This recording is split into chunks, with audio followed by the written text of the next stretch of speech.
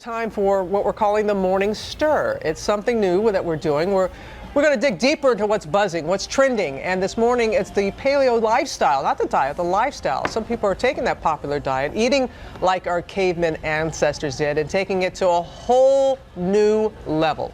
ABC's Sarah Haynes has the story.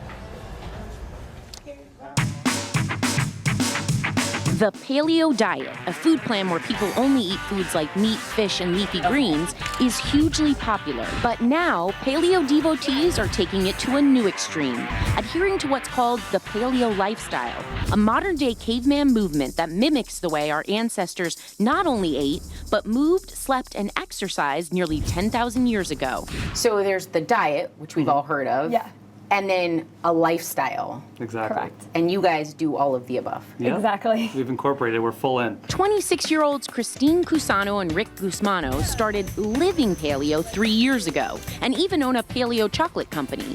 But there's no sitting down at this office. You're at this desk, Yes. right? And you're standing. Yes, we get the health benefits of standing, but we're also getting our work done at the same time. The hunters and gatherers of the past would walk and hunt for exercise.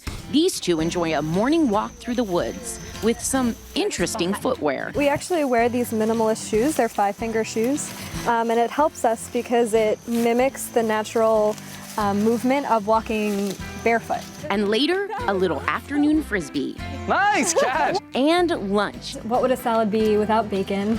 This is delicious. But what about sleep? Our ancestors' sleeping patterns were set by the sunrise and sunset.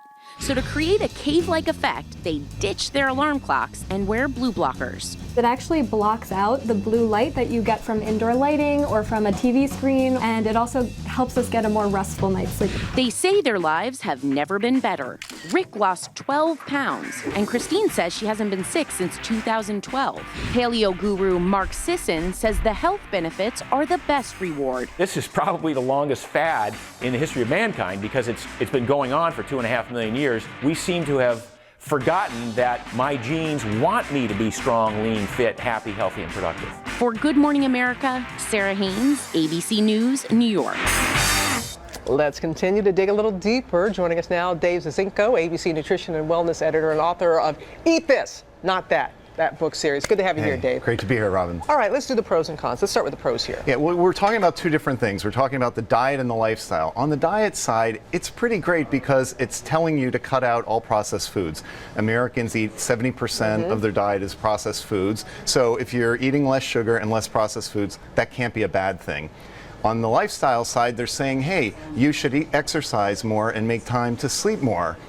That's awesome. Right. So if you can do that, that's great, but that's hard for people to incorporate. Yes, and to sustain that. So what are the drawbacks here? Well, the drawbacks are anytime you restrict certain foods or food groups, there are going to be drawbacks. So most Americans don't get enough calcium, vitamin B, vitamin D, fiber, and so when you cut out dairy, you're cutting out the primary source of these nutrients. Plus, the list of foods you can't eat is huge. So you may as well just go to a supermarket and press your nose up against the glass from outside, because there's a lot of stuff in there you can't eat. You alluded to this. This is pretty tough to stay on, to sustain. Yeah, it's pretty hard to sustain because of its deprivation. You are restricting those food groups. So the best thing you can do and why it works for them is you've got the community aspect to it. Yeah, and that's always works when there's everybody in the pool, the village. It kind of helps that a bit. But what's the bottom line here, Dave? Right. The bottom line is it's safe. The diet's safe. The lifestyle's great. You just don't want to dive into the workout too much. And it is sustainable if you find yourself with a community, because on one hand, people are saying, okay, wait, you want me to live, I'm living in 2014 AD. You want me to live like it's 2000 BC. Wait a second. I got to be a Flintstone, but I can't eat Fruity Pebbles. A lot of people are going to struggle with that. So learn to cheat a little bit on the diet. What do you mean by that? Adopt an 85% rule. Allow yourself to drift 15% of the time on weekends when you want to get crazy with friends and not stick to the diet. That's okay. Work in any kind of exercise that you can. Like we saw in the tape piece, it was frisbee and walking in the woods.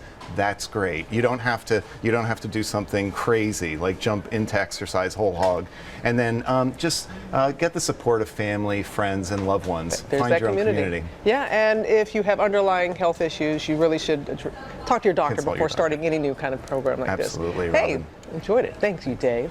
And we want to know what you think. Could you go paleo? Tweet us with the hashtag #SocialSquare and let us know.